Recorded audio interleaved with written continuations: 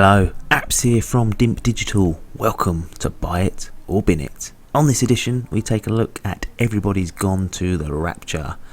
Everybody's Gone to the Rapture is a first-person adventure game that was developed by The Chinese Room and Sony Computer Entertainment Santa Monica Studio. Bit of a mouthful, but they're the guys that they collaborated with. In Everybody's Gone to the Rapture, you explore a small fictional town based in good old Shropshire, which is in England for those of you that don't know. As the player, you wander around, interact with certain objects such as the phone or radios, go into doors and go into pubs or whatever, look around. And these will cue a bit of audio dialogue that will progress the story. That is actually all you can do, and I'm not even joking here. The game is about exploration and progressing the story. And also, I guess, taking in the visuals, because they have done a great job with this. It really does feel like a rural English town you're wandering through.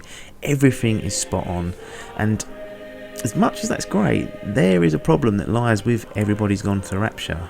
If I wanted to walk around Shropshire, I could hop in my car, visit the place myself, and although it's fascinating to do this in a game sense, when you're looking for escapism, which is what often I'm trying to do with video games and what people are doing, just walking around a rural town doesn't cut it for me.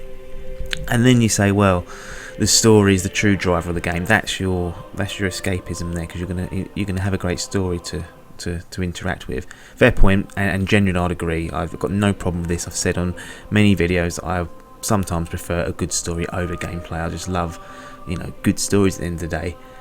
But as I said, the key word there is the story needs to be good, and I don't think this story has enough strength to carry the lack of gameplay here. There are flashes of brilliance, but that's all they are. They are flashes in the pan. There's a great soundtrack and great voice acting, which gives the storytelling a bit of a boost, but it's so inconsistent with its content and its structure. The structure is the worst bit about it. I feel like the game encourages you to roam around freely, explore the town, soak it all in, but there are these light energies that float around that you can follow, and more often than not they will lead you to the next major part of the story. And to start with, I thought, well, they're there, but I'm going to ignore these. The game wants me to explore and look around this town, but I soon found myself having to backtrack to areas that I'd previously visited because I hadn't unlocked that part of the story the first time I visited it. It won't feed you the information unless you've done any of the prerequisites there. In the end, I just followed the light because it was easier and it showed me where to go in sync, and I wasn't having to keep going back and forwards. And I don't know why they couldn't just enable the free roam element to complement the story.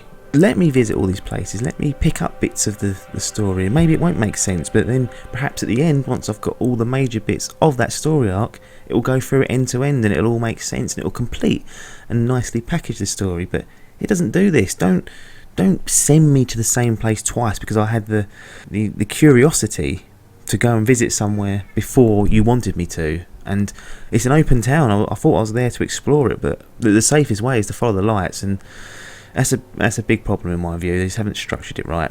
Other things that aren't so good about the game is there's drop in frame rate, frequent popping. Fine, it's there. It's not the end of the world, but it did hard crash for me once. Extremely annoying. That I do not like in a small game like this. I expect a lot better.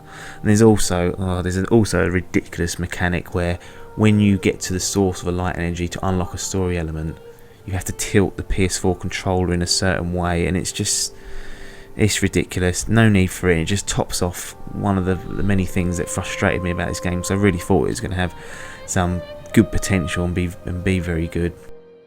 Let's do the formalities here. Everybody's Gone to the Rapture. Buy it or bin it. Fucking bin it.